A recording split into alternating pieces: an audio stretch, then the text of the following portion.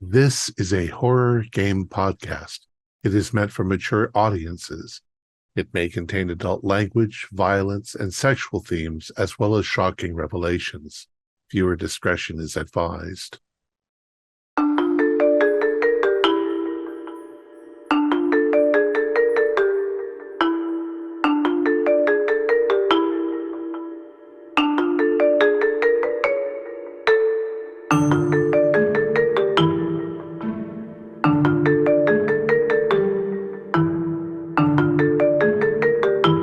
Greetings, fellow investigators, and welcome back to our video podcast, Into the Darkness, where tonight my friends and I will be playing the Mothership role-playing game. I'm your host, Thom Raley.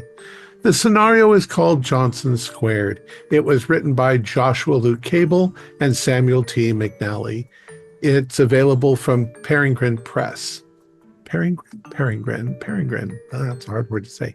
Only one N. Peregrine. Peregrine. Our game warden is David Gassaway, and this is episode 1. Folks, there are a number of ways you can help us out. We don't monetize our show, so we rely on your donations to pay for things. If you can spare a couple of bucks, we will deeply appreciate it. You can also share the info about our club with others. You can hit the like button. You can leave some feedback. We love to hear from you. For our Patreon, you can follow the QR code or the link in the description. Thanks for your support. So without any further delay, let's begin our journey into the darkness. David? Thank you, Thom. You, as a crew, have worked together before, and you have a good reputation for helping corporations make problems go away.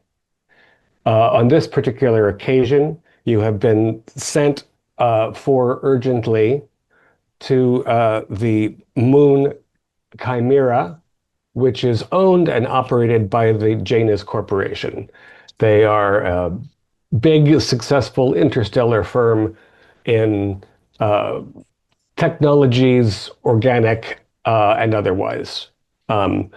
They do everything from pharmaceuticals to colon cleansing robots. And they have, the means to pay you very generously if you can solve the problem they have, and they can crush you if you fail to. There is a larger settlement on the planet, the moon Chimera, where you were collected, and then you've been shuttled to a secret lab on a jungle continent, far from other populated centers. And when your shuttle lands, the pilot salutes you. He'll be back it's early in the morning for this moon. He'll be back in the evening to pick you up. You got a window of departure depending on how long things take, but everyone feels very strongly that time is of the essence. You are greeted from the shuttle by the administrator of this facility, whose name is Erica Debicki, a no-nonsense lady with a very corporate suit on and an evident air of impatience. And her security officer, Isaiah Hudson, a big fellow with an interesting scar and obviously military background. And before you can enter the facility proper, Erica Debicki explains, you're going to have to relinquish all weapons. We have stored weapons should things come to that. If you uncover something that requires the use of such things. But basically, this facility is chock full of unique, expensive material and objects. And, the smallest discharge of something could be disastrous. Most of the machines in here are worth more than you and me combined. So we're going to relieve you of your arms and also ask that you sign this non-disclosure agreement. And she shutters you into sort of an administrative area and presents you with a document. Oh my. Yeah. I'll just point out the typo that they have already as an Android. Yes, it is independent. Curious. So, yeah, it's a long page of boilerplate that essentially says, if they're not happy with what you do, they own you. Um, Everyone's happy to sign, I'm sure. Sure.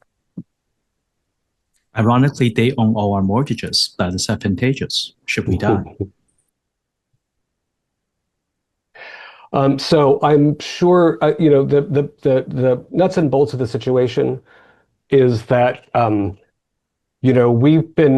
this is a long-term project, very hush-hush, but we're working on an extremely important biological serum.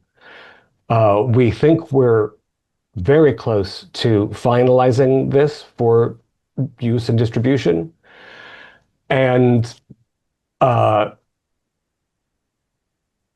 sometime quite recently, and almost certainly it was one of the researchers that was responsible, but there's a data drive that contains everything that's vital that's gone missing, and everything else that would duplicate it has been wiped. So we need to make sure that data drive is not damaged. We need to find out who took it, how, and why. And let me give you these. And she pats her, and then Officer Hudson says, "I've got them," and gives each of the five of you an alpha access card. There are 3 security clearances here, alpha, beta, and gamma. I think that's pretty obvious. For the extent of your investigation, you have alpha access. You can go anywhere in this facility. Not the researchers can't, the steward can't. There's a smaller staff that have restricted access for obvious reasons. But as far as we're concerned, anything you can do to clear this up is vital. So you can come and go as you please. And if you have any questions, I'll be around. There's also every area in the complex has at least 2 of these intercoms. And there's an AI directory that can reach anybody else in the facility pretty much instantaneously, as long as they're not asleep or hiding or something. So you can be in touch with us, whatever you need. I'm here to provide security backup, should that be necessary. And Erica Debicki says, I'm sure it won't be, though. These are just researchers.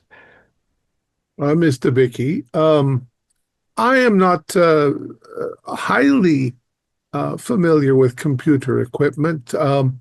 This data drive, what does it look like? Have you ever seen a 20th century vid where people used to smoke nicotine tubes? Oh, yes, I have. They came bundled in little rectangles that you could easily put in a pocket. So it's like that. Like a deck of cards. Like a deck of cards, sure. Okay. Yeah. Is it a color? White, gray, black, blue? Black. Yeah. Everything here is black, white, or gray, pretty much, except, the researchers. So Curious, for the data drive, is there a remote access to disable the content should it be compromised? I don't think. No, something that we have. No. No, it's meant to be safe storage long term, and it's also again meant to be redundant. We should have had all that data in other places, but it's gone. So this is the repository within protocol to not have a kill switch. I don't think they want to destroy it. The data wants to be recovered. Data privacy and security. And we hid this entire facility on the back-ass jungle site of this moon for security. It's not. It shouldn't be an issue. Understood. Well, Android, they don't want it erased anyway. Come on, Chauncey, let's get to this, right? Right. But if it's compromised, do we sign this thing? Which way did it go? Which way did it go? It's a disk drive. Let's go find it. Where'd it go? What direction? We All we know is it was taken from its secure housing and is presumably somewhere in the facility. So shit's what you know. All right. Yeah, I can tell you this: there hasn't been anything like a shuttle that's left the facility since it went missing. Uh, we there was definitely the security systems had to be tampered with because as soon as it was removed from its housing, there should have been an alarm.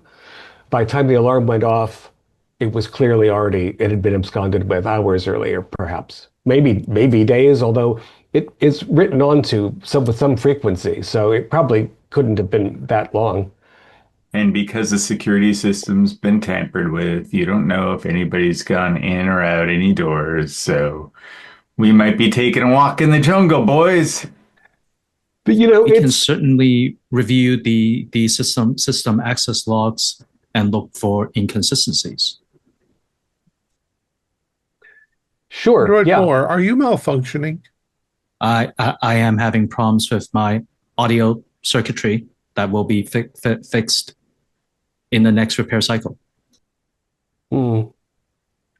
Do you have a computer specialist on board the ship that can take a look? Oddly, I am the computer specialist. Well, I think that we can deduce that it must be here somewhere. Cool.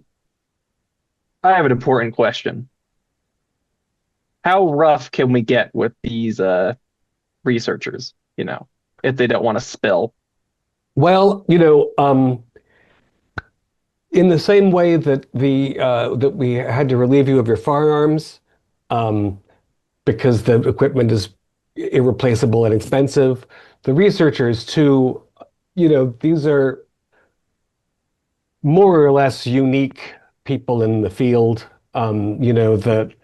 This whole project was started some time ago by Dr. Richard Johnson, who was a truly unique mind, and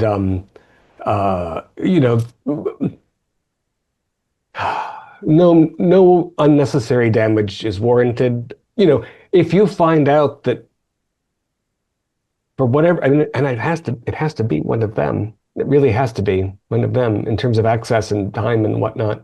So if you find out which of them is responsible, their lives are forfeit, to say the least. So, but just banging each of their heads together until something came loose would be detrimental to the program.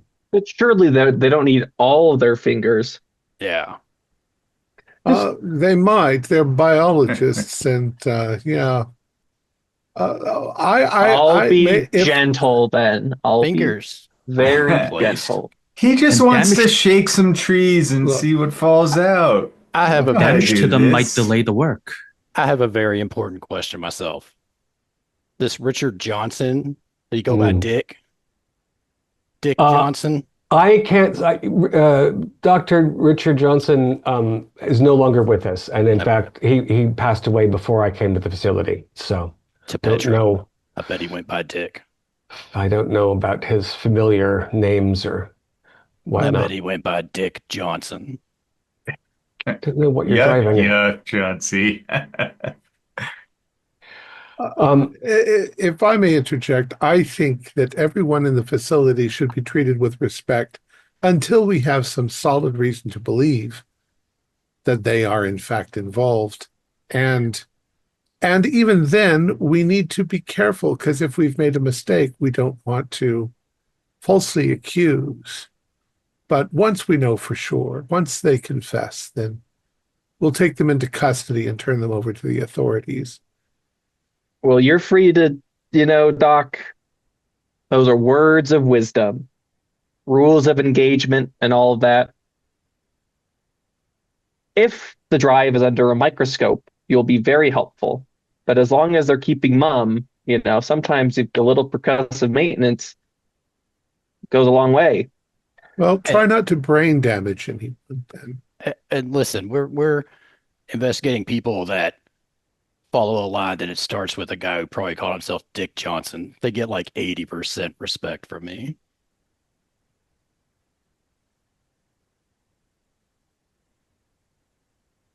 So it must be an inside joke of some sort. So Mo, you obviously need to check out the computer stuff, right? And figure out whatever it is you do with those things. That is correct, Petra.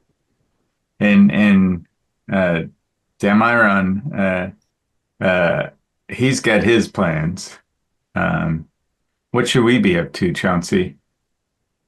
Well, first things first, the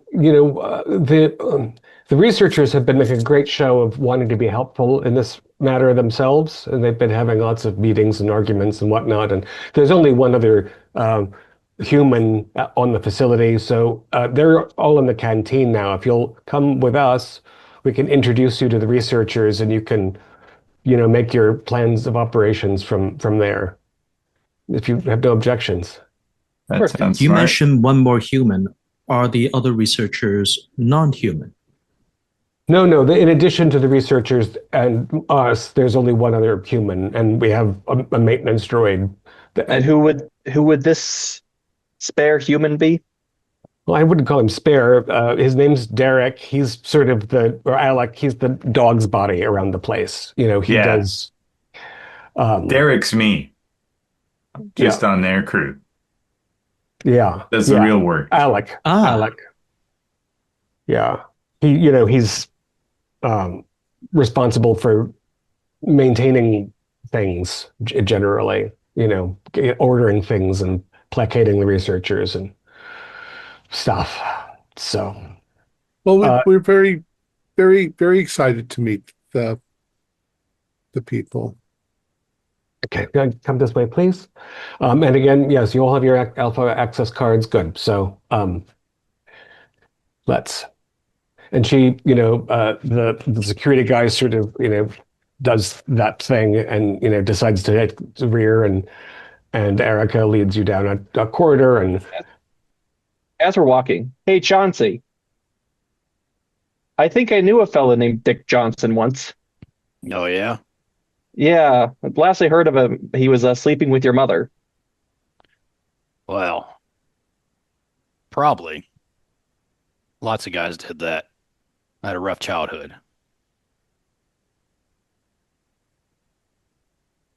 Revolving Scientist, door, Mr. my Colton, house. the delivery. You need to work on the delivery. I believe that's correct. I graded 3 out of 10. Whatever. The android knows his humor. so 4 Erica with rice. holds up her access card, and doors slide open, and you hear a cacophony of voices inside, stridently arguing the canteen is brightly lit. There's a couple of long stainless steel tables. There's a pretty high grade, auto chef. And for the first time, you see the researchers. There's one fellow who you take to be Eric, who's not in a lab coat, who's sort of, vociferously, he's like close whispering at a few of the white lab coated guys about something. The rest of them are standing around. Some of them are snacking. What you were not prepared for is that they all look exactly the same. These are the Johnsons. All 7 researchers are clones of Dr. Richard Johnson. This is several generations since the good doctor's death. The researchers, the Johnsons, are distinct because of the piping on their lab coats, which is colored. So there's. I look at Chauncey expectantly as you mentioned Mark Johnson's. So you all will please make a stress roll. Cloning is not generally done. It's not a perfected science. It clicks people out. Is this a sanity save? Yeah, sanity save. I got 100. Oh, all right. Take a stress. That's all. Add 1 stress. You did not Stressful want android. And they're balding men with funny glasses, and they're wearing neckties under their lab coats. And there's one whose piping is magenta and one who's cyan, and there's a yellow and a red and a black and a blue. and a green, and they're all gesticulating and babbling. And then there's Alec, the other guy, who's kind of conspiratorial. Would you come in? And they sort of turn to look at you when you arrive. I lean over to Chauncey and I say, "What a bunch of dicks." Oh, they'll for sure know if they're descended from a Dick Johnson.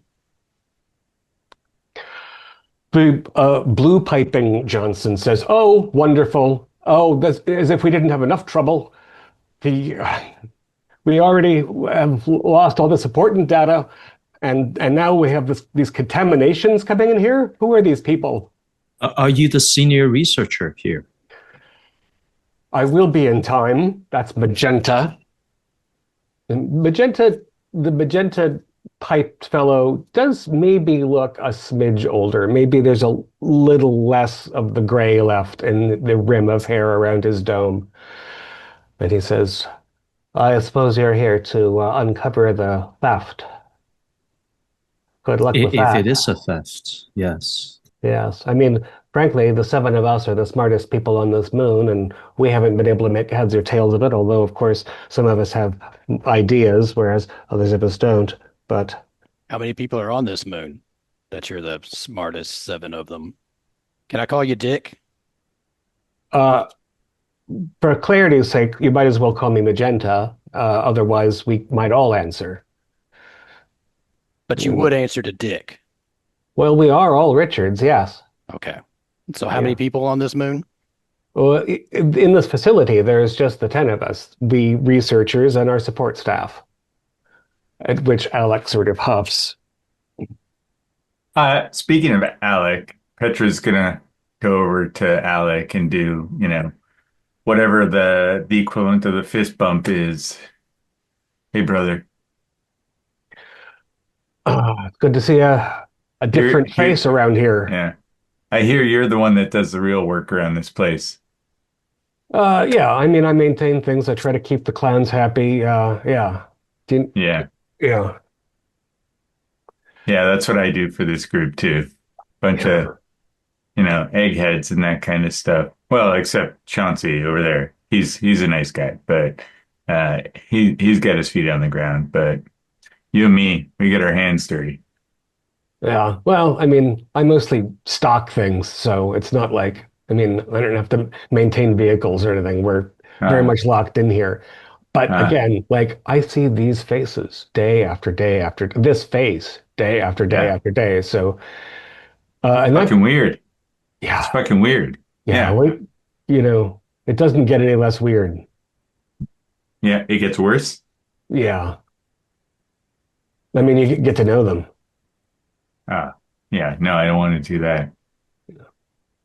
That one, and he nods toward Colton, does not look like an egghead. Well, oh, yeah. Forgot about him. Yeah. He's the muscle. And that one, he nods toward Dr. Yaron. Could be one of these practically. Oh, yeah. Totally. Sorry. Yeah. But he's the egghead. Yeah. Well, if there's anything you need while you're here, I've got the stock room in order. You know what I mean? I mean, Alec, yeah. Well, yeah. I mean, if you, got something to make my day. But short of that, what do you think? We're looking for some disk drive. Where is it? I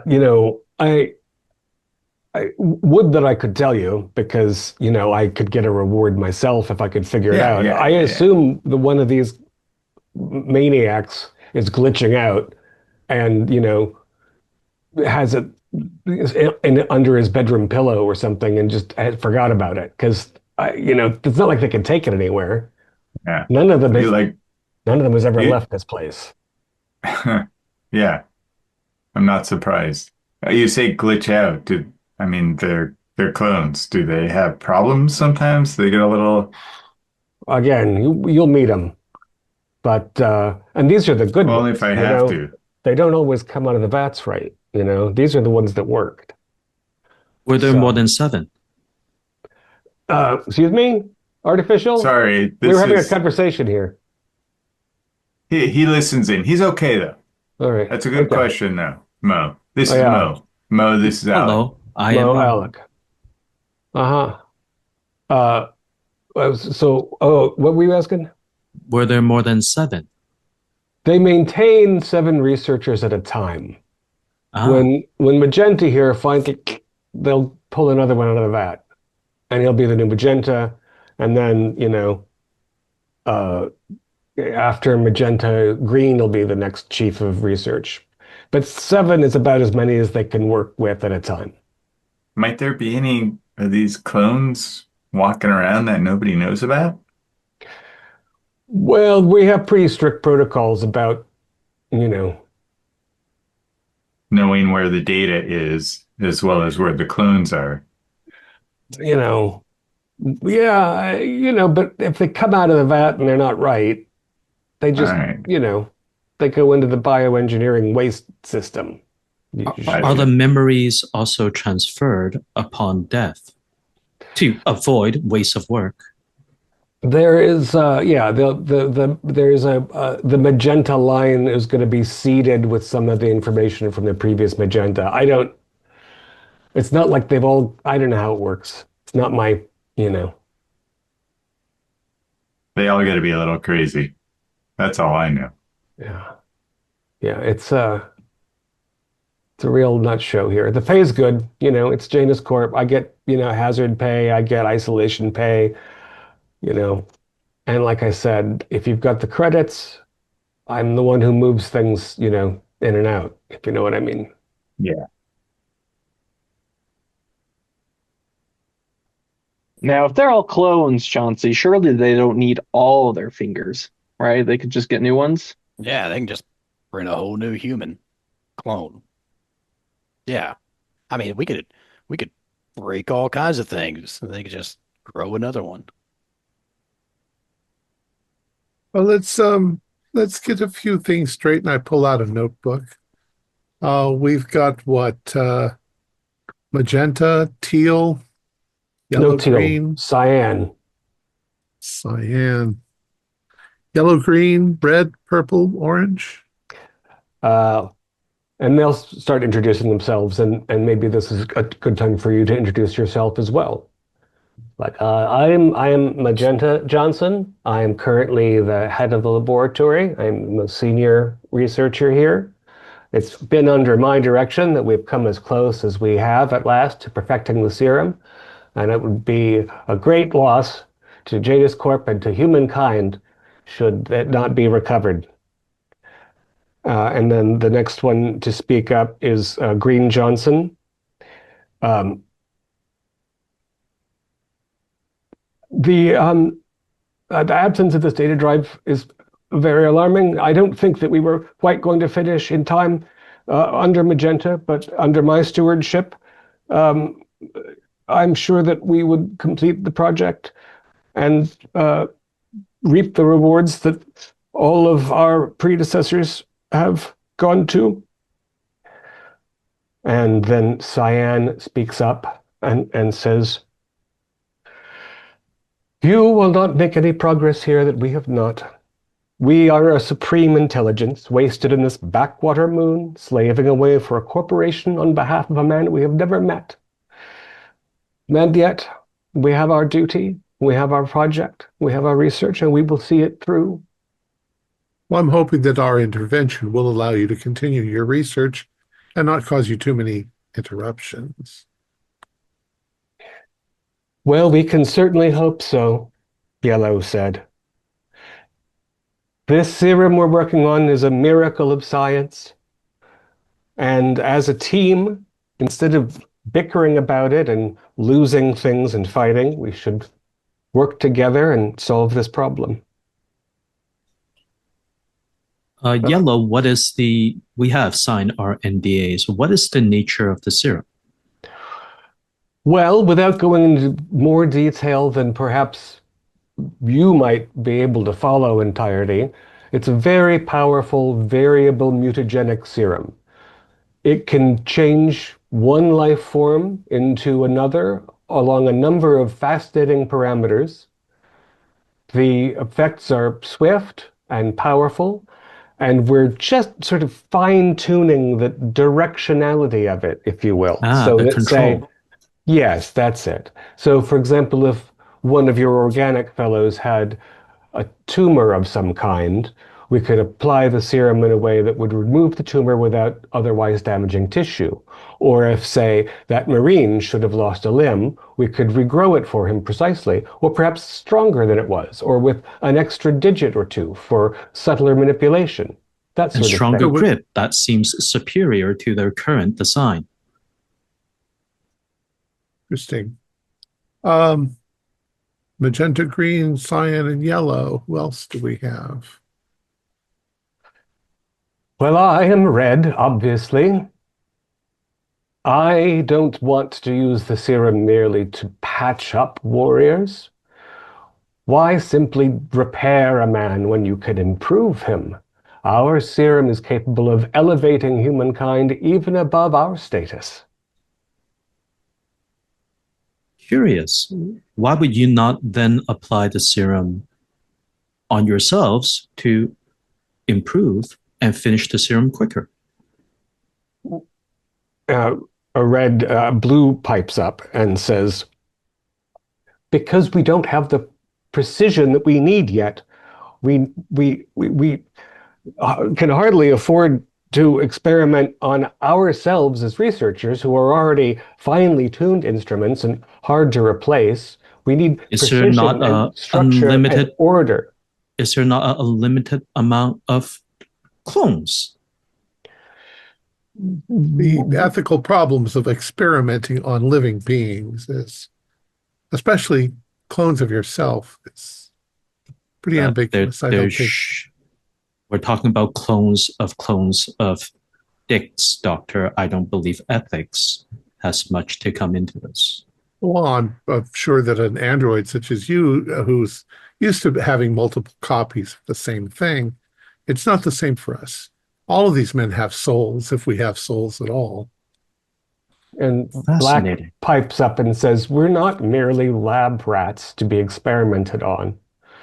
We're human beings with dignity and rights. Yes. Who said that? Not according to our NDA. Don't get me into the legal structures of that organization. What color said that? That's black. Black. There we got our 7. So if you don't experiment on each other, who are your little hamsters? Are they hamsters?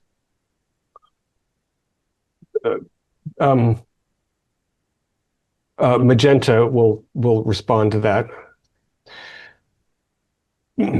Our laboratory, as all such laboratories, has maintains a variety of specimens. We have not hamsters or guinea pigs so much as a more flexible organic substrate, which we perform most of the experiments on, that we can replicate quickly and the code of which we know very precisely, so that we can really extend the parameters of what the serum is capable of. They're carefully housed. Oh, maybe it would be primate be adjacent, yes? Primate adjacent? In order to make it easier for use on humans, I would imagine.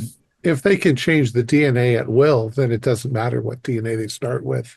We can at this point, DNA is only one of the possible substrates on which living tissue can be. The mutagenic serum will begin certainly cycling through those sorts of possibilities, but we can go far beyond that. Our laboratory is unlike anything else in the known galaxy. Well, maybe you'd be done already if you stuck with the scientific principle of using guinea pigs. Let's not be critical of the doctor's work. They know what they're doing. So doctors, for all the backups to be deleted at once, with your understanding of the systems, who would have access to break all those segregations of duties?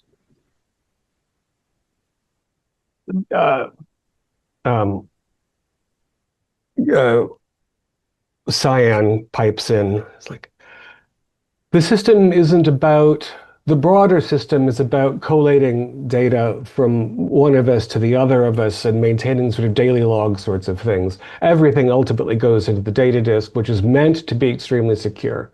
The whole facility was built around it being the impregnable fortress of our research. Our life's work is in it.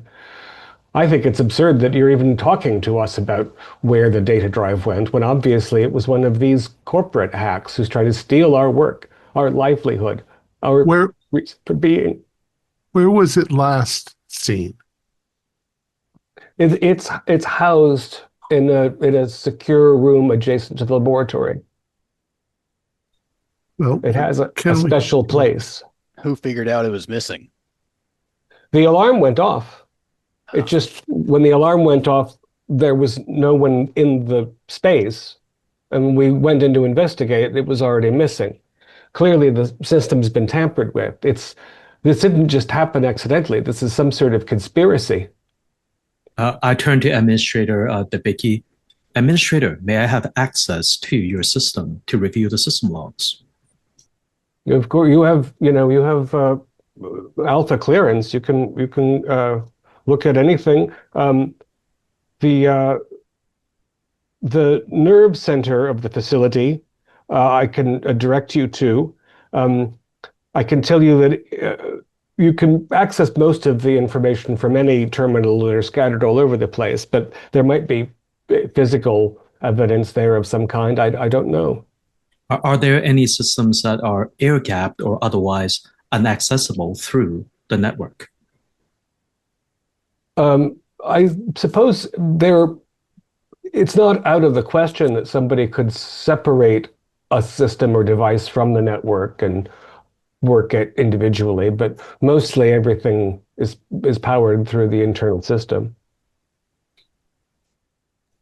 An important question: when did this occur? How long ago? Approximately 24 hours ago, the theft was discovered. We sent for you immediately. I don't know a lot about computers, but if something was done, Chauncey and Petra, would they have had time to cover all of their tracks? I'm thinking that there should be things out of place. There should be systems that had to be moved around. That would give us evidence for who could have possibly done it. I'm speculating that one of the difficulties in looking at the doctors Johnson is that they probably all have equal knowledge and access. So that's going to be difficult. You're going to find their fingerprints, as it were, everywhere, because they've all got the same fingerprints. So we'll have to be clever in what we look at. Do they all have the system log? Do they all have the same? They would have different system IDs and logins. So while their physical fingerprint might be similar, I would imagine there would be different user logins. Isaiah, what about cameras? Got cameras around this place? The problem with a facility like this is that Janus is so worried about it being hacked that as you can see, there's a very limited amount of oversight. They want to keep everything locked in this bubble.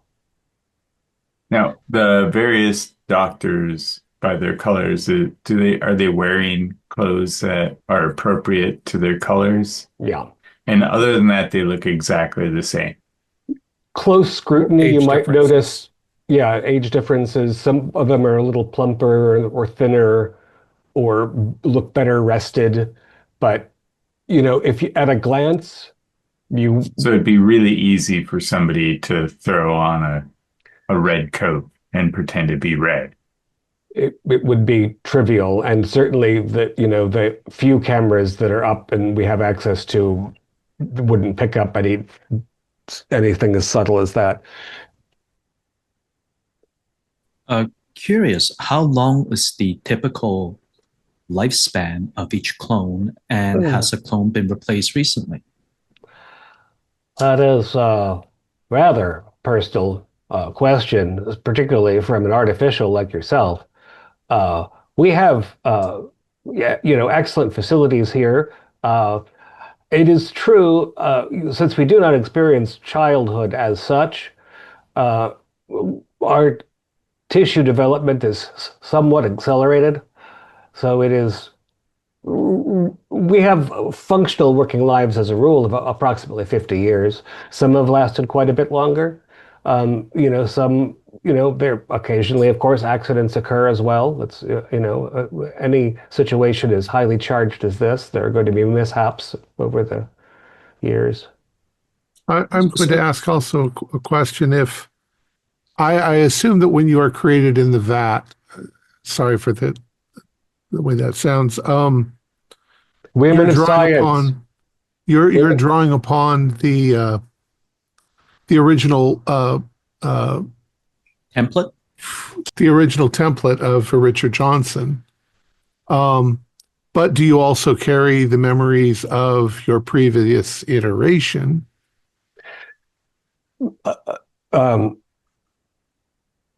Not memories so much, Red says. We have, during the out of the vat, there's an accelerated maturation process, in which case we are basically tutored sort of through the diaries of our predecessors. So we learn what's important about what we do more than who we were or how we what felt, you've done. or what happened on a Tuesday afternoon, or how we. And is there crossover? Does red know what yellow knows, what black knows? It was determined some time ago that it made some sense to maintain germ lines.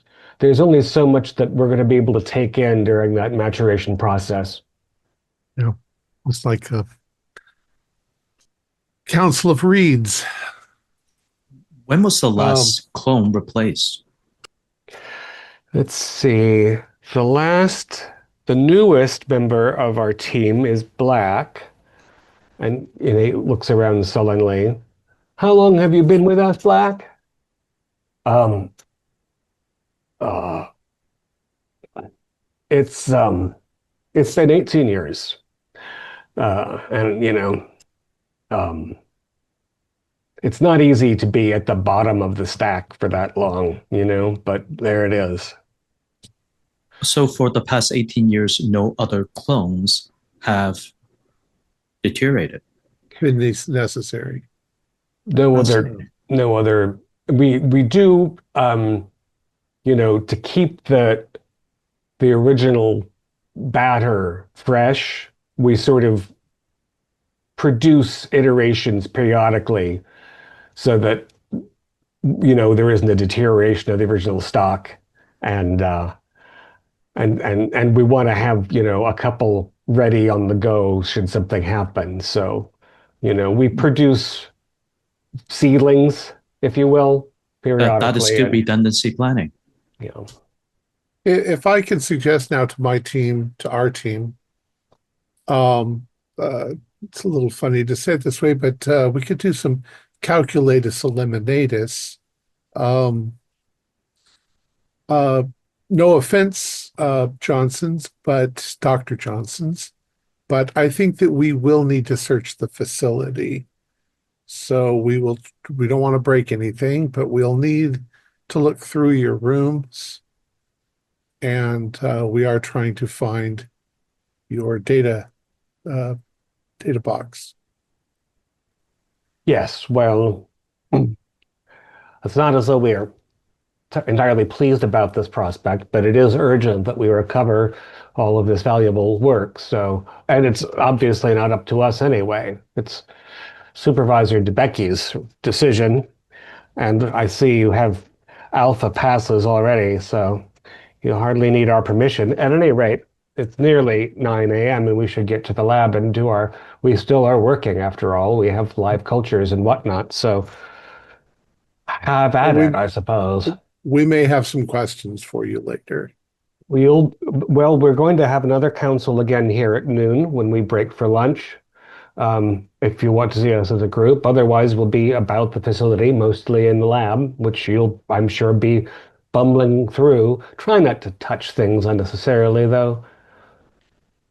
I'm probably the only one who'll have any interest in what you're doing, but I'll be respectful. So be it. Yes, if you don't need any of us in particular, uh, we should get back to the lab. Isn't that right, doctors? And there's a general grumbling. Petra, Alec is going to pull you aside while there's sort of a little bit of hubbub Okay. and say, I can tell you one thing. I'm stuck here all the time, right? Mhm. And Isaiah's stuck here all the time with the maniacs. Yeah. Erica's only here when something goes wrong, right? Or is it Right. the other way around? She hasn't been on site Ah. for a couple of months, and then she shows up a few days ago, and then whiz bang, somebody who gets to leave the joint is here, and then the thing goes. Just Hey, saying. I'm hearing you. And he goes Thanks and for the hint. These corporate types, they're always a little shady, aren't they? Climbing over each other's backs to get to the top. that's the thing. They get no respect for regular working stiffs. And a tip on the automatic chef, if you hit B7 on the drinks machine, there's a pretty decent gin and tonic. Just saying. Ah, thank you. That's a good place to start. Once the Johnsons leave, gentlemen, do we need to discuss anything about what we're going to do? Well, I mean, obviously we got to Gentlemen and start ladies. with the corporate office first. Like she comes and goes. Nobody else is going to get anything off this rock. So, Well, wasn't that Uh, man insinuating that he's good at smuggling things in and out of here? Alec? Yeah, a No, small man. no. Erica. Erica comes and goes. She's the one who can get things out of here. He stays No. here. Well, he doesn't But have to accompany the data drive. He's just got to stash it in a box. It's going to be taken, and somebody else that's a will pick good it up. point. That's a good point. We got to check him out as well. And of course, the security guy is the one who's in the best position to mess with everything to make sure that none of this gets caught. Going to start tossing rooms. Yeah, He start said tossing some room. could be Well, under I- a pillow, so let's Yeah. toss a pillow and a Please. What do you think, mattress. Doc? Well, please be respectful. But look at what you're doing. These gentlemen, these clones, all seem to have differences in their personality, which might give us clues as to who's most likely to be, I don't know, disgruntled. Mm-hmm. So far, Mhm. Black's on the bottom for 18 years, but I mean, is he really? He's still doing research. They don't treat him like he's not anymore, but there might be some clues in those rooms. But And yeah, Cyan, he sounds like, he feels one step away from being a slave. well, their existence is kind of one-sided, isn't it? Yeah, but he knows it. Made it clear. And All I'm yeah. saying too is positive. we weren't paid to be respectful, Doc. We were paid to find this drive. That is By correct. being That's right. by being respectful, you might be more effective in finding something. Who wants to We don't want to respect? alienate them. Who wants to respect Erica's office with me? I will Yeah. respect their system logs and access. One thing I would like to add about Erica is that although it would seem that she would have the opportunity, if you were somebody who is doing that, why would you bother calling us to come in and find out? And she has the most to lose. It is her facility. Yeah, but she could have just left and then found out about the missing drive later. Oh, I mean, if there is a gap or something is problematic, they will eliminate her, I'm sure. Well, I will. The alarm went off. So, maybe that was her plan, That's Doc, true. but the alarm went off and I'll spend some time with the Johnsons looking at their research. I'm not so good at searching through rooms, but yeah, let's meet again, let's say at 11:30 before they come back off to their lunch break. And then maybe we can be able to grill some of them, as you say. For general information, the way that this station is structured, there are basically 4 parts. There's the outer area which contains the dock where you land, the landing platform, and that's where the security office is and the security officers hab. And then there's the larger habitation section where the canteen is, where you are now, where the individual researchers live, and Erica and Alec and other human-centered kind of stuff or facility stuff. And there's a smaller utility area, which is where power plant kind of things would be. And then the largest chunk of the station is the laboratory complex itself, which is, multiple sectors in a large structure. It sounds like you're talking about like the outer ring, and then the inner part is the labs and stuff. It's more like blips and blobs. So odds. Okay. From like there's hub and spoke kind of thing. No, I mean there isn't really a spoke. There's where you come in and like security kind of stuff, and then the habs and the utility and the lab are all connected to each other but separate. You could, when you flew in, you could see the different size of the sort of pods surrounded by the verdant jungle. So if Dr. Yarn is going to talk to the Johnsons in the lab, then he'll be at a different part of the facility than others of you who are looking through the residences and so on. That's all. But we can communicate with each other using the system. Yeah. Mm-hmm. And you probably have the ability to communicate privately. Yeah. If you just want to go on your internal comms. Who knows how well they'll work depending on what kind of shielding there is between one place and another, but yeah, they should be redundant. Colton, you want to start with Red's room? Yeah, that seems like a good place to start. Let's go respect it a little bit. Yeah. Respect. Yeah, like respect the dicks. Okay. Yeah. 80% respect. 20% mass destruction. So 2 for Red's habitation. I'm going to go to Erica's office, and I would assume she has a separate quarters. Mm-hmm. Probably connected, yeah. I'm going to go to the security office where I imagine the network and system logs and all that security stuff is. Mm-hmm. And I'll mosey to the labs. All right. Let me just see where. Right. Yes.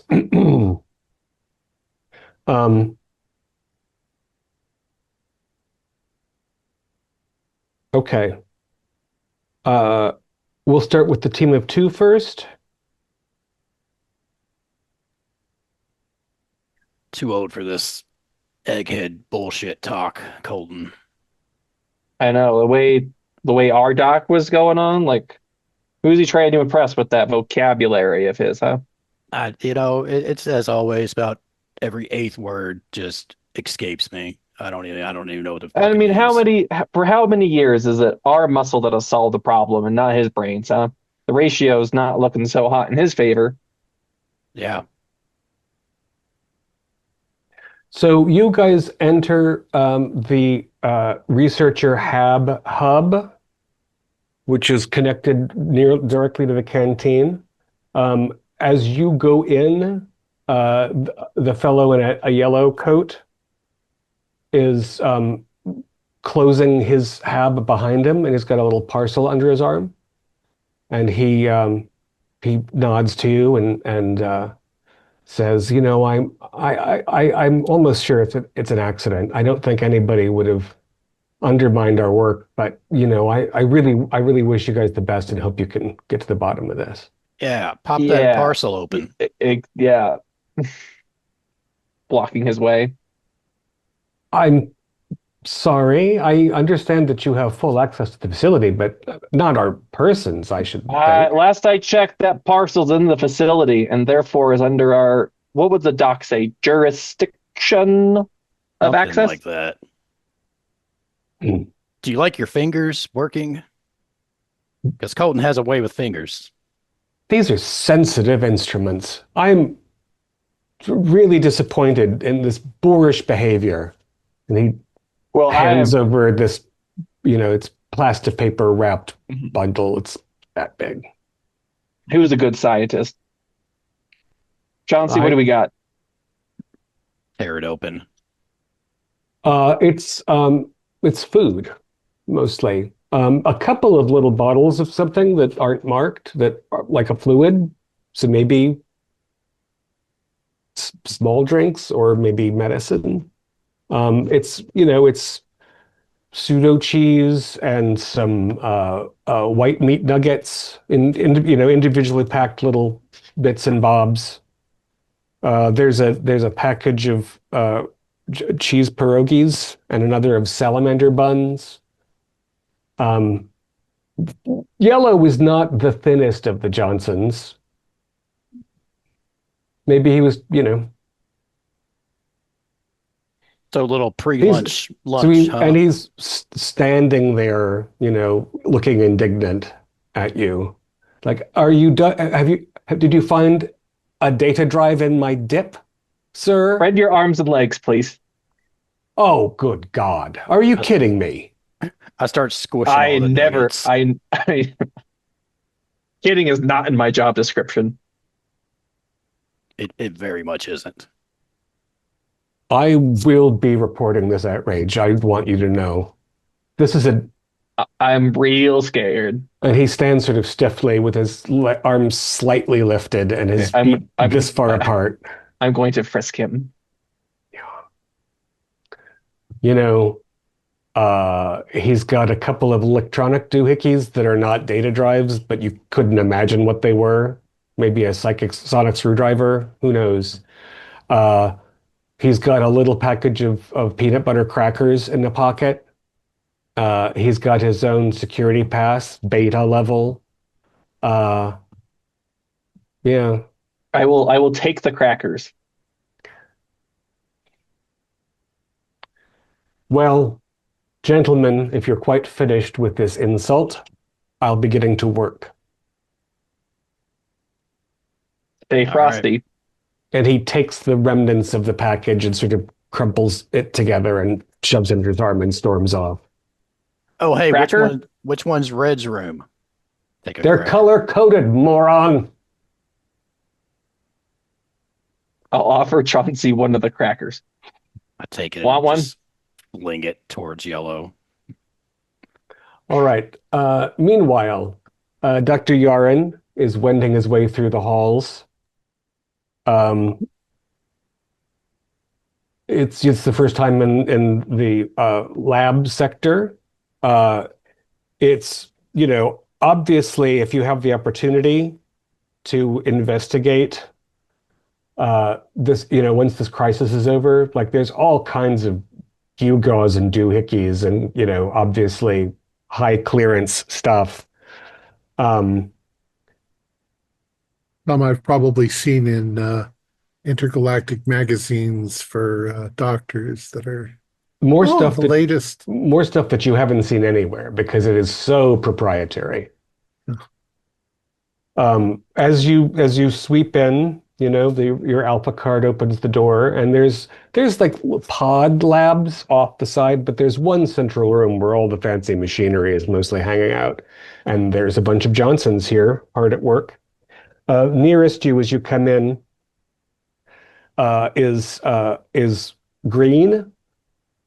Green's got a big a series of sort of trays with different tissue samples in them. And he's got a little pipette of yellowish green fluid and a digital clipboard that he's annotating as he goes through. And he looks up at you and nods kind of curtly and Don't let says, me disturb you. all of these tissue samples were identical 24 hours ago. They have all been given a microscopic dose of our serum, and look at the array of materials we have now. And in fact, each of these was, say, a butter pat's worth of organic tissue in these individual plastic things. And some of those are now hairy, and some of them are scuttling around their little enclosure on tiny legs. And one of them just opens a languid eye at you and then closes it again. They're wildly different. And I think they're wrong enough that you should make a sanity save. Yeah.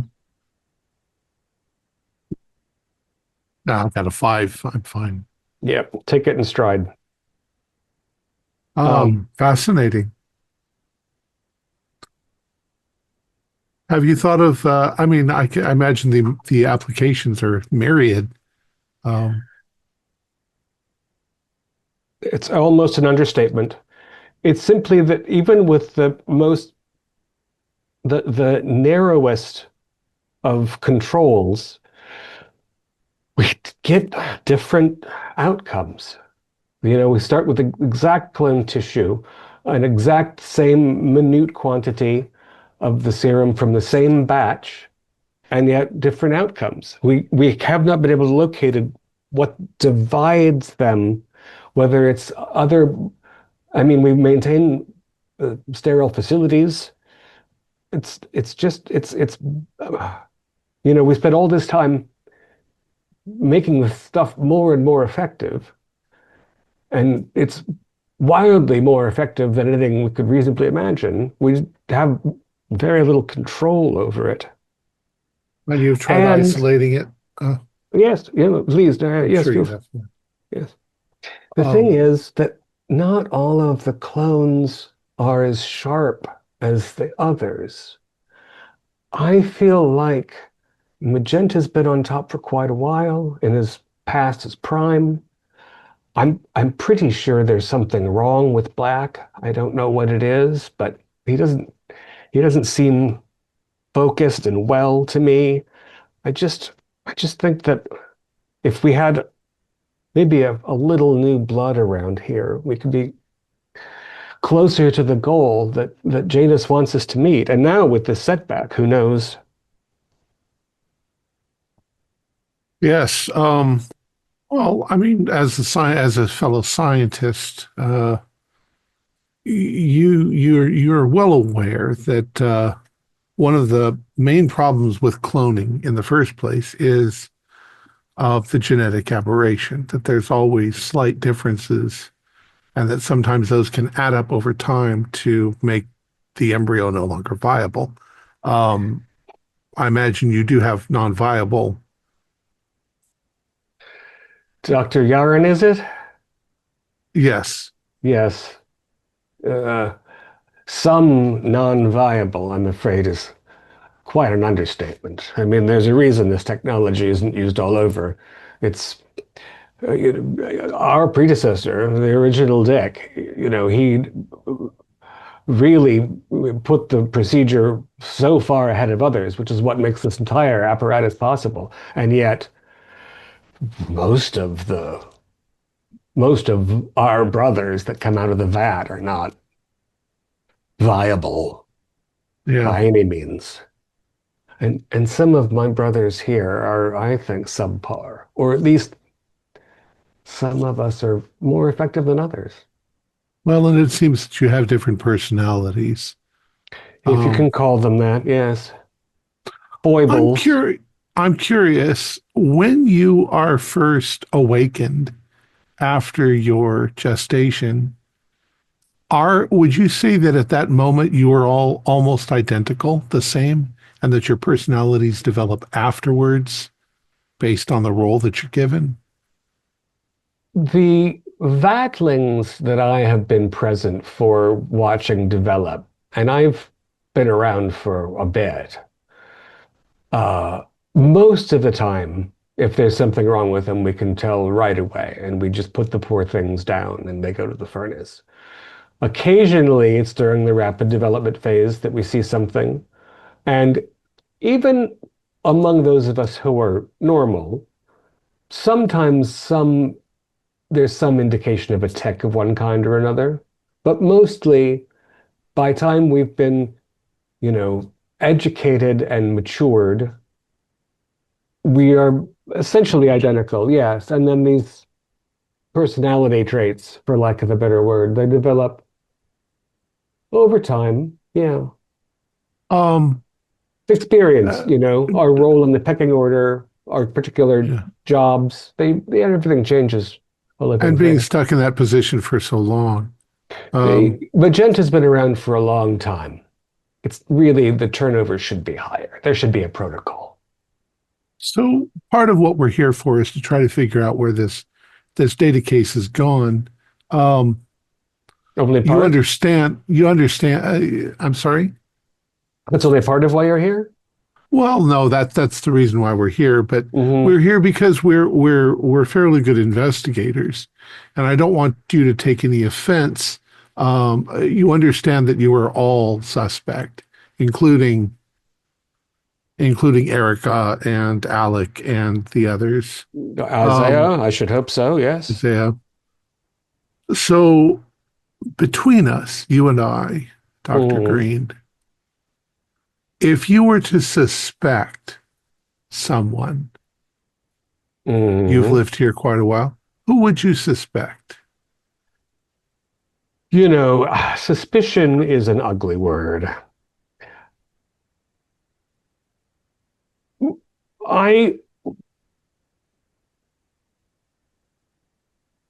Between you and me, and because you're the only scientist who's come to investigate this matter, as I've alluded to, I think there's something wrong with Black. He's the youngest of us, but he doesn't look particularly robust. And he spends a lot of time tinkering in the workshop, and I'm not sure what exactly he's doing there in terms of the project. It's just a little, it sets him apart, that's all. I personally, I feel quite grateful to the Janus Corporation for giving me a comfortable livelihood and fascinating work. I think that the other non-essentials, the security guy and the current lady and the lackey, I think they'd all betray Janus if the money was good enough. But if it's one of us, if it's one of my brothers, I'd consider looking into Black. Okay.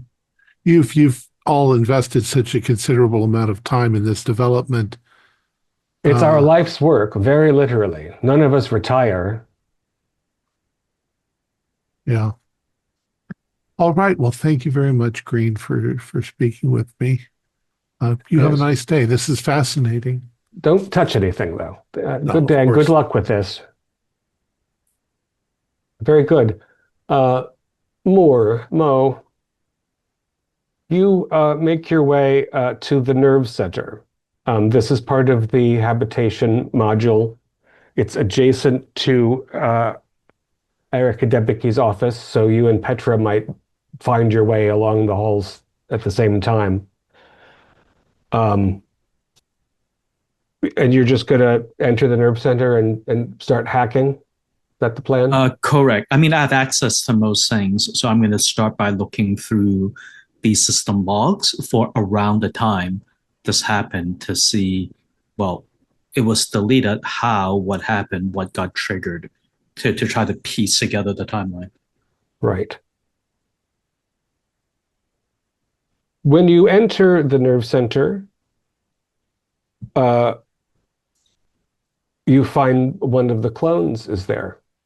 It's magenta, and they're using the communication console, and they look up at you rather sharply when you come in. Is it? Can this wait, please? I'm in the middle of a conversation.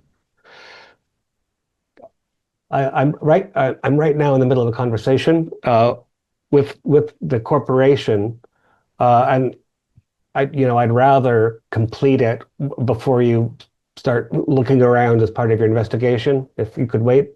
That is fine, Doctor. I am programmed to ignore distractions. Please go ahead. And then I just go and start heading towards the central computer. All right. Why don't you do a roll for with hacking? Add your hacking bonus to a roll to observe the it's intelligence plus the intelligence. Right. Yeah. Perfect. So intelligence plus all that, I rolled under it by 5. Good enough. Okay. So you start. First, you examine the sort of the situation in general. You get an idea of the nerve center itself. Again, Janus Corp spent a lot of money, not that recently, so not everything here is currently top notch, but it's all quality Janus Corp stuff and fast and whatnot. It's clear to you that the nerve center itself wasn't entered by force. There's no indication that anybody broke in here, and it was an insider job of some sort. Yeah, to affect the alarm systems, they'd have to. It's clearly operated from in here and exclusively in here, and somebody got in here to do it. And you poke around inside the system itself. There's a little blackout of a few hours where you just there's no data. So people are coming and going left and right, nothing of interest. There's no pattern of activity that you notice particularly. Yeah. If if nobody's using somebody else's card or entry code, then, you see some people have different habits than others. Right. But there's no yarn line connecting anything. But you recognize that on all of these nice, sleek, modern surfaces, at the back of a console between it and the wall, there's something external, something made out of bits and pieces. Okay.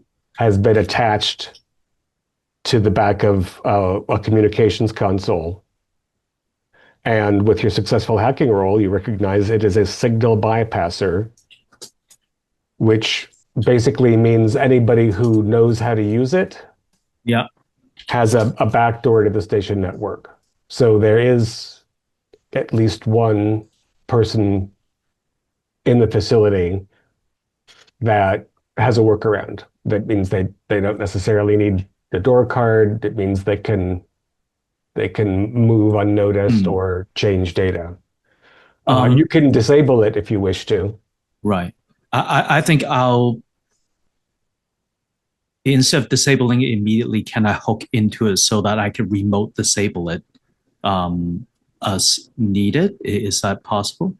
Sure. Okay. Yeah, you can stick a bit in between something that you can zap break it the from circuit. wherever. Yeah. Absolutely. If I were to look at the historical access again, either before or after the blackout, are there examples where it seems like there's more than 10 access happening at once? For example, two doors are too far from each other to be the same person being opened in a certain given period of time to indicate there might be more than 10 concurrent access at any given time? Given the complexity of that and the amount of data, even given your Right. processing speed, that's going to take you more than a station turn. So That's okay. we'll move that to the next one. Okay, Yep. good. And that leaves Petra And Erica. and Erica. Well, she did not come down the hall with you.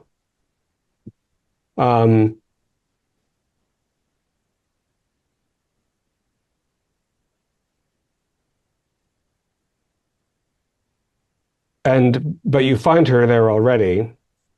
Okay. Um, So she's already been here to hide the evidence. Got it. she's already returned to her desk, and Alec is in here as well. And they're having maybe a tense conversation when you come in. Can I listen at the door before I come in? If you had decided you were going to sneak up on her office, then maybe you'd have had an opportunity to do that, but it probably would have been difficult to hear through this.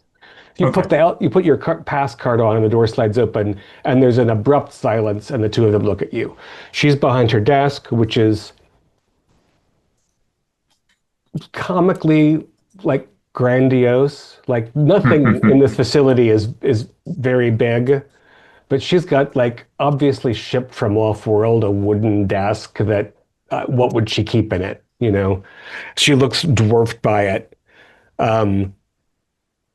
She and Alec looks up at you and she does and they say, starting at the top, I guess.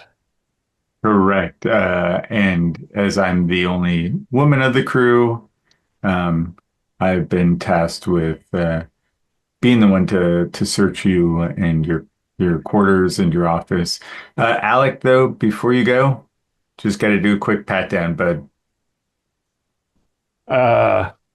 It's just protocol. I mean, and he gives you a sort of like private look, like I thought we had an understanding, but he's not going to make a big deal out of it in front of the boss lady. It's like, hey, if you think we're in cahoots, whatever. No, it's not that. It's just, this is what they tell me to do. You know how it is. Yeah. And while you're checking him and, he's got, a Zagnut bar in a pocket and he's got some, he's got odds and ends. Yeah. A Kleenex you would rather not have found. And Eric is like, well, I ask him to empty his pockets first. Oh, I see. All right. Yeah. Well, among them, there's a Kleenex you would rather not have seen. Yeah. Okay. And Erica's like, we were just discussing medical supply requisition. It's really not, we're not conspiring in here, God knows. But I appreciate the relative, thoughtfulness of sending a lady to come and inspect my things. I wasn't the one who brought up conspiracy. Miss Debicki.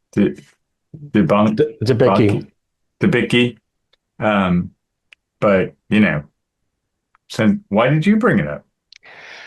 Well, is there something I should be curious about? If you're patting down the steward because you think I slipped him the data disk, and that's the only reason I can see that you would, then obviously no. I'm checking him here so that if he's got something and he finds a place to put it. We're just checking everything. That's it. Well, I do want you to be thorough, that's for sure. And that's why I'm here. Alec, thanks, dude. I'll see you a little later. And you said B7, right? Okay, sorry. Yeah. So do you want to question me or just want to poke around? Well, let's talk first. Yeah, of course. So what do you think, so? And by the way, sorry for kind of my rough edge earlier. I gotta put on the act in front of the boys, otherwise they give me no Mm, end of shit. So, mm. you know, Yeah, it does seem like it might be a rough crew to pal around with, but yeah, but they're the apparently you're best. effective. Is it really possible that you guys are effective as a team? I mean, that's what I was told. We're the best. Hmm. Really Hmm. are. I've been with the group the shortest, but the those exteriors hide some real gifts. And the doc, of course, he's clearly a genius, but you're used to that, right? Oh God, you never get used to them. I swear to God. I I can't even mean, imagine. it's a plum gig in some regards, and I spend as little time here as I can. Hmm. But oh, they're just so creepy. They don't Are get you much usually creepy. back at the big city? As much as I Yeah. can be, yeah. Yeah. Sometimes they needed herding more than others. They get Hmm. distracted. They have their squabbles. Hmm. But yeah, if Anybody I, else leave the station besides you? I mean, the Derek and Isaiah get leave, but not that frequently because everything's so Hmm. hush hush. We don't want to just Yeah, we don't have a constant rotation of mouths to blab. I mean, right. the Johnsons are not exactly legal everywhere in the galaxy. It's not, it's Sure. the thing. We are Yeah. going through so many clones. I mean, it's just people Oh, would be. really? It would be a public relations thing, you know. I mean, I thought these guys had been around for a while. yeah, but they have to keep growing them, in case they need a replacement. They can't let I don't know the technology, Uh, but uh, they're popping out a couple every quarter and then they're just incinerating them. So you can imagine what, another corporation would make of that if it got out. It's not so pretty. who does that incineration? They do it themselves. So basically they burn themselves to death? Well, they're pretty individuated, I think, and they want, they want to keep the system going. They're dedicated to the ancestor. The original Dick. Yeah. Yeah. Um, so So what I think is one of them finally got individuated enough that he mhm, decides he doesn't want to live and die his whole life working on this mutagenic serum. mhm, He's not going to get rich, you know. right, I'll right. get a bonus when it's finally done, and I can spend that bonus elsewhere. Maybe Janus will decide to let them work on something else. I don't That's what I know. was going to ask. When their work is done, do they just get pitched or? Well, I mean, they are a uniquely intelligent line of scientists. So I'm sure Mhm. Janus has a list of things and they already have side projects now. It's possible they'll pitch something when the serum's ready. Sure, but if they can just clone new ones, why keep them around? Well, institutional knowledge. Okay, Again, they gotcha. don't, but if somebody So, wants to, run around the galaxy and whore it yeah. up, he could sell the serum to another corporation for top dollar. And so And I guess that's what happened. who might do that? Which one do you think became? Well, they're all so strange. I couldn't hazard a guess. I can tell you one thing. I've been having intermittent problems with off-world communications when I'm here and across world. Some things and I can only assume that there's a degree of sabotage, so it's one of the more technical ones. But I also, I get them confused sometimes, even with the color coding, because I look Hmm. into those soulless eyes and they're always complaining and it just icks me out. So Hmm. Hmm. yeah. So you don't have any suspicions of a specific one? you know, I I advised Janus to spend top dollar on you folks because I can't begin to imagine. I don't even know how they Right. expect they're going to, do anything with it. Okay. Mm. All right. Yeah, that's one of the things where I was looking for is motive. Mm, And if they can't get out of here, then what are they going to do with it? yeah. No, You I trust you trust your security guy? trust is such a strong word. I guess I do trust Isaiah in that it's important to me that this project gets finished and I can move on to something. Mhm. And he has proven to be sufficiently reliable that I trust him to keep this place secure. This is the first breach of this kind we've ever had. He does like to go hunting out in the jungle, and so maybe he's occasionally derelict in that regard. But again, I'm not sure I can blame him for wanting to get out of here a little while. You Is know, is he the only one that goes out in the jungle? um, he's the only staff member authorized to, yeah. So if It's he it's had the not particularly disc, he might have dangerous. put it out there. He, again, if he stashed it out in the jungle, I don't know how long a data disk will last in a jungle. I mean, Good point. yeah. It's not, it's not Venus. It's Maybe just sealed in a bag or something, but sure, and it's a solid state kind of object. But I don't know. I wouldn't want a bug to crawl into a port or something. yeah, yeah, yeah. Huh. Okay. Um, and last person, Alec, what do you think? Seemed a Well, little tense when I came in. uh, I mean, we don't, we're not fond of each other. That's all. Um, I don't think again, his well-being is dependent on this project going well too. He'll get a bonus when things are all said and done. So, Well, if you don't get along, why do you keep him around? well, I don't have to deal with him that much. He's just an intermediary. He has to deal with the Johnsons more than I do, so I don't envy him Hmm. that. It's Does he it's do a a pretty good personality job at thing. that? As far as I can tell, they're always complaining, but if he's requisitioning the materials they need sufficiently that they're not yelling at me about it more, then I guess he is. I've Okay. never had a problem with the canteen or, linens or, the system seemed to work. And the steward, his resume's good. He's got a little sneaky way about him. I don't like that. Oh, sneaky. That's exactly the kind of way we're looking for. Well, Do you what think was it he you could have said? stolen it? Was it B7? Is that what you said? I mean, he's cute little stuff like that. Yeah, well, those of us who are working stiffs, we've got our codes for talking about things. So,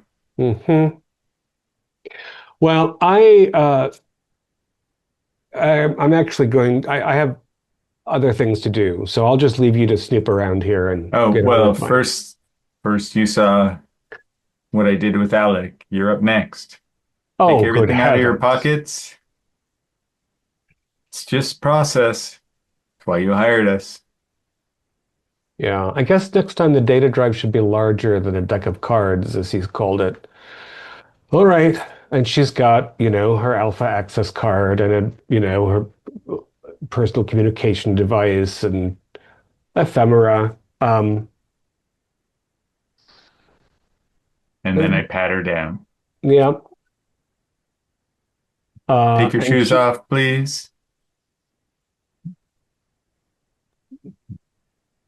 she toes one of them off and then the other, and she stands on her toes and then wiggles them on the floor. Just check out the shoes real quick. All They're right. expensive. They're nice. Yeah. I don't get to wear shoes like that very often. No, I suppose in your line of work you do not. Uh, No, I'll be on my way. Thank you. thank Right. you. So that's everybody's quarter turn, and obviously my anticipation that we were going to need 2 sessions is laughable. It's like I didn't know who I was playing with. Uh, so uh, some of you have completed an act. So Moore and Petra are going to continue where they are for the next station turn. Uh, Demern and Chauncey will go back to you. That researcher hub that you just harassed Yellow in the hallway of. It's a little ring, and the 7 habs are around it, and they are color coded and rainbow order. Um, So red is first, if I know my rainbow. That's right. Roy G something. So so your key card works without a problem. Good. Flip, flip, flip, flip. Step in, take in the general state of the room. Is it all like, is like everything red? Is it just shades of red? So assuming that the HAB units are alike, and because of the way they are spoked, that you assume that they are, um, it's it's a pretty modest amount of private space uh, for somebody to live their lives in. Um, but there's a individual washroom, there's a bedding system, there's a little entertainment and communication area, and shelves and whatnot. Um, Red's habitation unit, you'll note, has on the shelves um, a bunch of little plastic clear compartments on shelves that contain individual, singular, a few strands of hair, and they're labeled with names and dates. I'll go over to that. Who are the names? Are they other colors? Uh, there, there are other colors, and the colors have relative dates. There are hairs from Erica Debicki. There are hairs from Alec, what's his name, and also Isaiah. There are hairs. There are a couple of names you recognize from Janus Core bigwigs. Um, uh, Alec Grierson is his last name. And there are names that mean nothing to you, but they all have dates, all within the last 25 years. What's that all Chauncey, about? Yeah.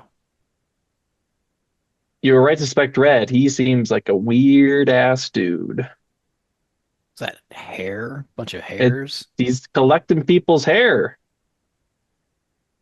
It's weird. I mean, He's got to be some kind of pervert. yeah, not to kink shame, but that's weird. And all I thought he was just going to be a communist. Turns out he's just, I don't know. What do you call a hair fetish? Just another fucking weirdo, right? That's right. Let's start tossing this. Yeah, flip his pillow up. So do you have any skills that will improve your basic intelligence search? I just so happen to have, I think I have Rimwise. I don't have anything that would apply here. I actually don't have Rimwise. So no, we're not so good at searching. All right, intellect. Yes, roll your limited intelligences. I rolled an 08. Sweet. I rolled a 97. Okay. Quit looking at those hairs, can you? They're hypnotizing. While after flipping the pillows and patting down the sheets, Dameron stubs his toe real good on one of the on a sharp corner of a box under the bed. The box contains other tissue samples with just codes on them. Son of a bitch, that hurt. Even through the boots. Fuck me, man. Look at this. Look at this shit. He's collected, what is this, people's skin? It looks like there's some swabs, there's some bits of tissue, and there's just like, it's like XJ194 sort of. I wonder if he collects his own, Oh, probably. dates and everything. Yeah, Mementos. certainly. Yeah. Indeed, in in the bureau next to his most of their undergarments are not color coded.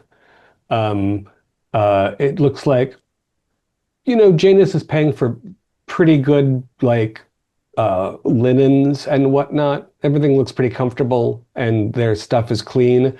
But he does have a plastic jar full of toenails, clippings, not whole nails, Ugh. in the sock next to the socks in the personal drawer. Chauncey, uh, you are banging around the bathroom while Dameron's holding his hurt booty, toe, not booty, but boot. Um, and you realize that there's something a little funny about the bathroom cabinet, and you realize that it's got a false inside it. The shelves are a little bit farther out than they should be, and you can see that like something got shaved down.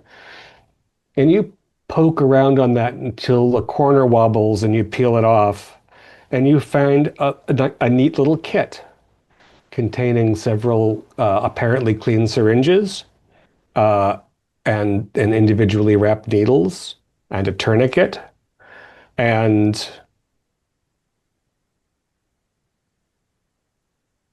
five vials of a yellowish green fluid, greener than yellow. It's it's no thicker than water. It might be a little bit thinner. Very fluid. Seems like our yellow boy is into some recreational things. Bring him out into the room. Yellow, you mean red? Red. Yes. Red. Got to keep your color straight. It's red. No, it's this vial is kind of yellow, so You sure he's not collecting his own piss? What is this? and shooting it into himself. I mean, I don't know what I'm going to do. uncork one Mm-hmm. and I'm going to smell it. Mm-hmm. It's weird. It's not pleasant. It isn't urine. It's a little chemically, a little floral, and maybe if you like, maybe a little ammoniac. Like if you kept sniffing it, you might feel a little lightheaded. Um, it's not. You haven't smelled it before. Well, it sure as shit ain't piss, and I'm going to put the cork back. You just normally just like smell stuff like that. I'm investigating. It's not like I tasted it or something. Do you need to taste it? Did you get everything you needed to off smelling it? I think so. So. Maybe we should leave some toenails here as a parting gift or donation to the collection. We should just dump those toenails out in different spots in the room. Okay, I think your investigation is over for the time being. We'll move back to Dr. Yarin. Well, I've moved across the room to one of the other pods. Yes. Would you roll your intelligence and any skill? I don't think you have any skill that would help you as an investigator as such. Well, botany, chemistry, and mathematics. Yeah, we're not looking for a sciencey thing. Let's just roll your intelligence straight up. 20 out of 57. Very good. So you're looking around at the various activities that the clones are up to, and it strikes you that that neither magenta nor cyan are in the lab at the moment, or visible in any of the little sub labs. So, magenta announced that they were on duty, but isn't at work, and neither is cyan at this moment. Okay. You see all the other colors engaged in arcane activity. Um, I'm going to use a similar tactic to what I used with when I talked to Green. Uh, Mhm. I'll go up to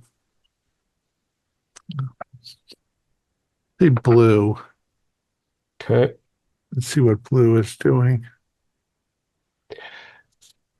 So,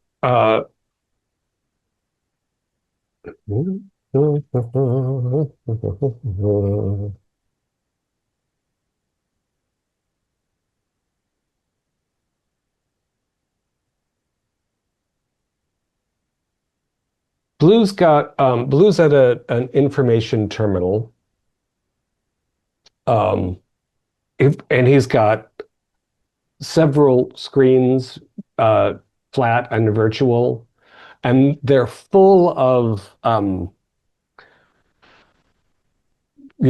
hyperdata forms, sheets with columns, and he's moving things around and collating things. He's also curiously wearing very light, thin, clear rubber gloves. And he's obviously involved in his activity and doesn't notice you until you're sort of right there, and then maybe he sees your Let reflection on me. a screen and he sort of starts and he's like, I'm sorry. Don't let me disturb you. "Oh, that's perfectly all right. I understand that you are here to organize things.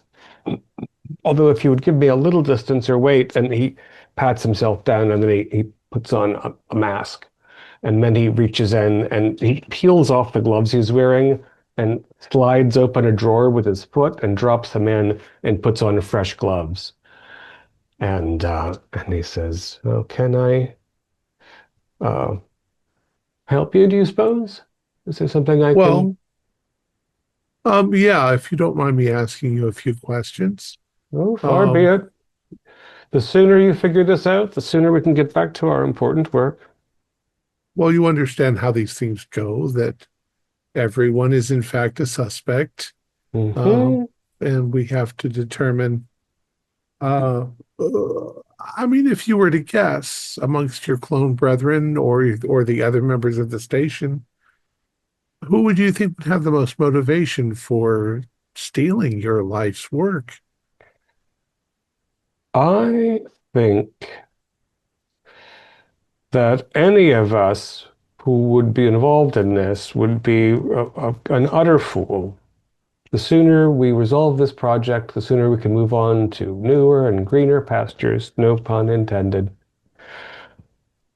But even in a family like ours, there are aberrations. You think, do you think that you're coming to the conclusion of your experimentation? I think if we can recover the data that we've lost, we are, you know, it's an exponentially complex program, but we were arriving at a synthesis, if you understand my meaning. Hmm. It might be part of some other. I mean, we're not all well. It's not like how it is with purebred animals. I mean, we're not inbred. Yes. Dr. Johnson himself was a product of natural selection. But even though we maintain the stock very carefully, there's always things that can go wrong. And do Recessive you, genes creep in there. Yeah. do you have more of those pens? That idiot Alec never actually provides enough pens. Do you have a Oh, spare? oh, sure, sure. More. Oh, thank you very much. That's actually, It's I don't. it's got my name on it. I hope that doesn't bother you. Oh no, that's perfectly all right. And he opens one of his little drawers and pulls out an alcohol swab, and he cleans the pen, and then he toes open the bottom drawer and drops the wipe in. And then he opens another drawer that's got very neatly arrayed pens and stationery in it, and he slides that shut. And he said, "I'm sorry, what were you talking about? I was distracted for a moment." Oh, nothing. I mean, Hughes, if you were to, you work with these doctors all the time. You're partly familiar with them because they're all clones of, they're the same as you, uh, different personalities. Same and different. Same and different. Yes. Have any of them ever been disgruntled that they would betray the entire group of you? People have moods, people get unwell in various ways. Like I said, I don't know why anybody would undermine the entire project, as I've said. It's just too valuable. It's really our whole raison d'etre, if you will. I can tell you that, Magenta doesn't want to retire and Green wants Magenta's place. That gives them both, I think, reasons to behave peculiarly. But, my brothers and I, this is why we're here. If something's actually gone awry and it's not an accident, and I understand that the information is such that it's probably not an accident, then I can only assume that it's one of the Janus Corp people. I mean, we're a family, as dysfunctional as we might be. They're not like us. They're not very bright. You're a family, but it must have been difficult for you to be simply born into a position that you didn't choose. What's your specialist, Dr. Yaron? Speciality, that is? I'm a botanist, actually, by my highest level of profession. Yes. I do think we have some interesting plant structures that we'll show you if there's time while you're here. But more to the point, you're not really part of the human sciences particularly, and not everyone is interested as it happens in history. But imagine that you were Tutankhamun in ancient Egypt on Earth. You were born into a position of immense importance. You didn't choose it. It was given, it was bestowed onto you. And in a way, we Johnsons this was our birthright. We are carrying on the work of our germline, and we get to experience, the elevated intellect, the mental potency, and in addition, in these generations, this grand work, a transformative work that we've been engaged in all this time. I don't think that's anything to quibble about myself. No, I mean, there have been many monarchs born into that position that found a way out because they didn't want to be in the position. But I understand. I mean, your work is phenomenal from what Green was showing me. Quite remarkable. The applications are endless. We could cure, cure essentially anything. I will say this. I think it's probably one of the Janus Corp people. But if there's anything among we Doctors Johnson, the medical supply logs have clearly been doctored, no pun intended. And I think Yellow seems to be, I think he's pilfering something from the medical supplies. And I don't know whether he's hiding an illness of some kind or whether he's developed some mental disorder. But perhaps that Grierson fellow is paying him off to steal ours. But I don't know anything about business. It's not my strong suit. I'm an organizational fellow, you see. I mean, I'm the one who's keeping track of all of these different experiments simultaneously. And, it's my feeling that if we could just get this all organized, we'd have a solution, a final product, a perfect serum in no time at all, if you'll excuse me.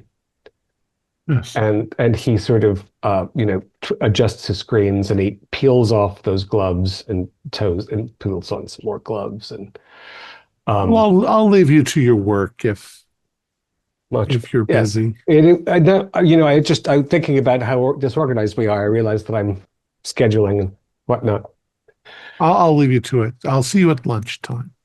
So a quick question. Do we want to finish this, give it another 15 minutes to wrap up this round so that everyone gets a chance, or should we just? Yeah, we started a little late, if you recall. Oh, we did. That's true. Good. If everyone's cool. But quick question to the warden. Mm-hmm. Was that Blue that was coughing, or is that you that was Blue coughing? Okay. He's germophobic. Okay, I've got to pick that up. All right. Okay. Yeah, cool. So back into the Hab suites. Moore is continuing his investigation. Yeah. So again, so you check. I want to see if you were there's saying, concurrent access.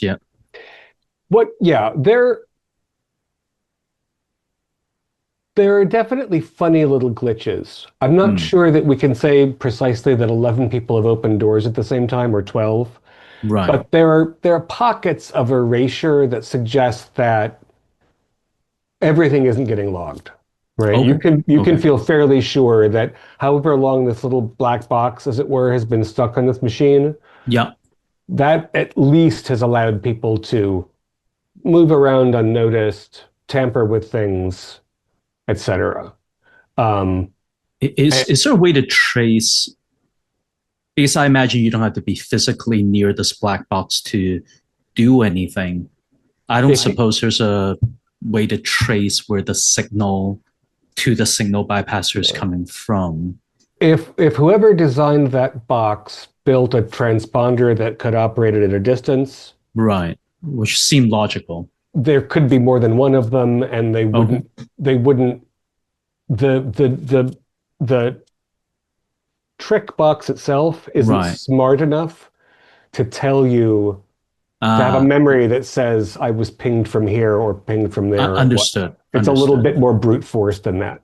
Understood. Okay, so while I'm here, is it only network logs, or do I have access to other data repositories such as, I remember each clone saying that their germ line leaves notes and journals and other entries so that each round of clones get sort of up to date on what they're doing. Mm-hmm. Do I have access to any of those journals from here? I think that's a really interesting question. I think that those are not in the nerve center of the facility.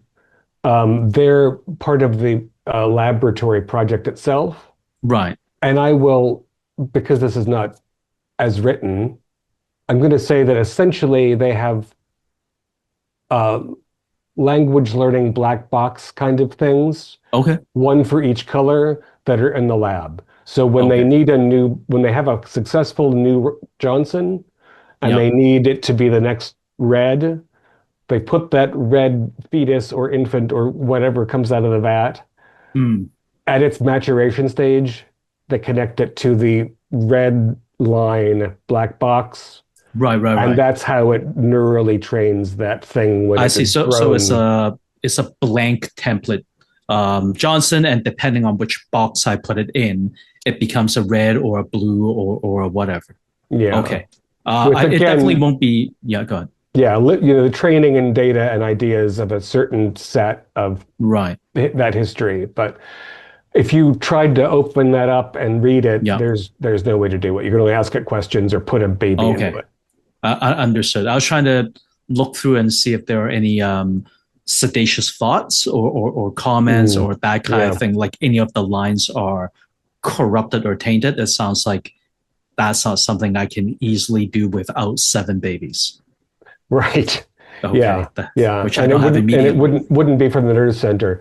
You could also, again, this is like the brains of the facility more than the brains of the project, but you can look at lots of project notes and data logs and things. You can, although we won't need it for game purposes, get like the history of when different colored Johnsons were instantiated. Right.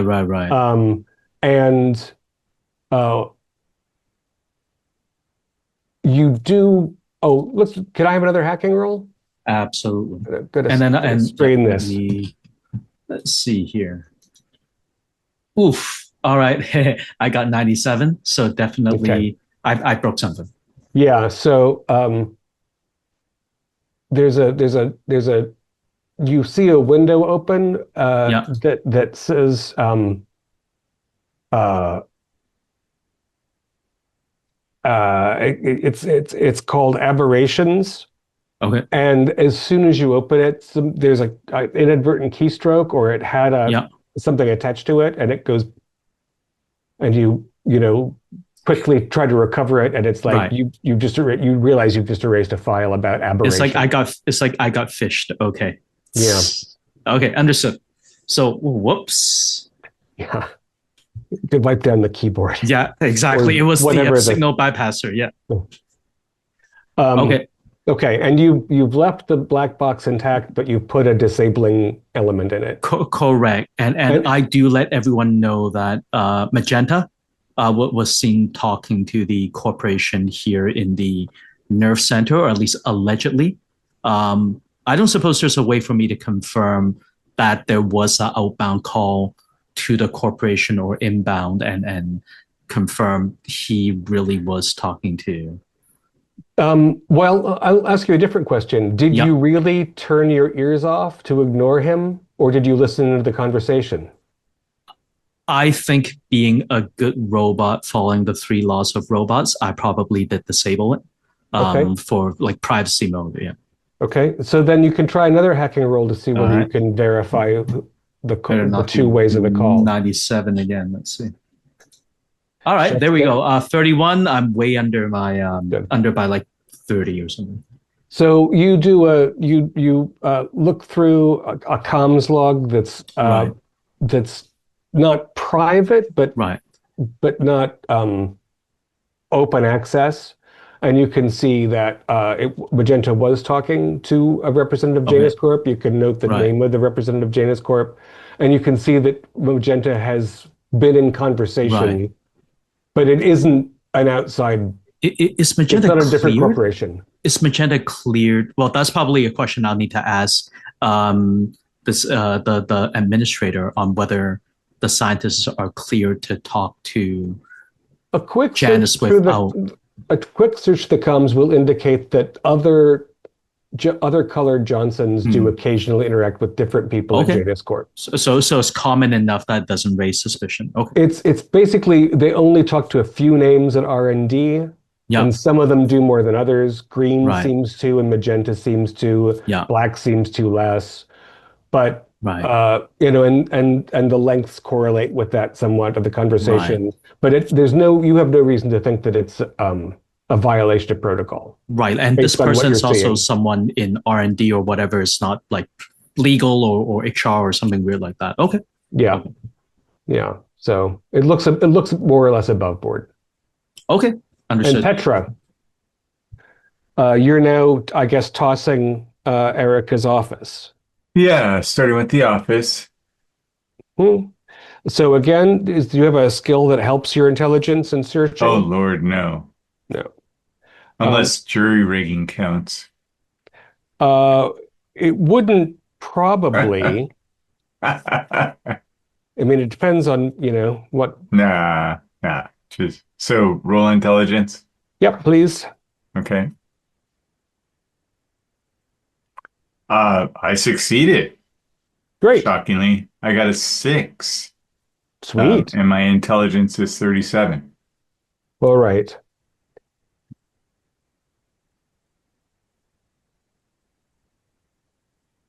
And what are you looking for? I'm respectfully looking for a black looking deck of cards, data disc kind of thing. But, anything else that doesn't necessarily line up with what we've been told. Maybe, information about any of the dicks, or Alec or Hudson or her. Maybe she's got some blackmail stuff that she needs to take care of things. Wait, so are you trying to hack her computer or just looking No, through I'm hard looking docs? through her files and yeah. There's not a lot of physical media in Erica's office. Like her big fancy desk, it Mm, has, there's one drawer that's got um, maybe souvenirs of her hmm career, hmm stuff that, a chip and a piece of, stuff that looks like nothing. And Okay. you're feeling around looking for a secret compartment and you're not getting anything like Yeah. that. Yeah. However, and there's another drawer that's like got a pretty clever little automatic bar where she pulls the drawer out and then that it lifts up and there's a carafe and a Nice. set of glasses and you can the sound system. Um, and behind the front leg of the desk, you find a panic button, Mm. um, which uh, what with that fancy roll and all, you can figure out without pushing it and causing trouble. She's got a jolly red candy-like button that she could either reach down and touch or kick with her foot that would bring down. And you can see now the door that you were trying to listen or thought about listening to earlier. hmm There's a sort of hmm secondary door there. Uh, As the administrator, she can shut this area down and separate herself from the rabble if she turn wants her to. office into a panic room. Exactly. Yeah, got it. And Good to know. you also notice that she has um, her desk is, again, pretty simple. She's got like hmm an essentially decorative phone. hmm She's got an utterly decorative pen set and like old-timey blotter. And again, this wooden desk is, silly. And she's got a functional terminal that she probably does work on. hmm And it's got a hmm sticky note on it that says maintenance to fail safe. Clean up on aisle 86, which Hmm. maybe is,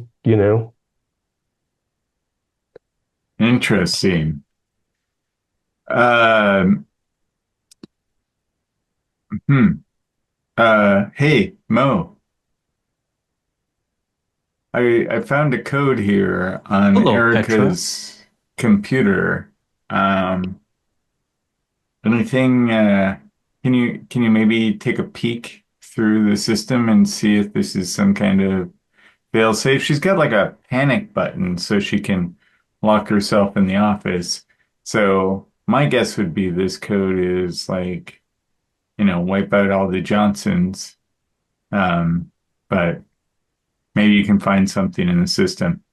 Now, I am right next to or very close to, I think, where Petra is because the two offices are. So I'll just walk Right. over. Hello, Yeah. Petra. How may I help you?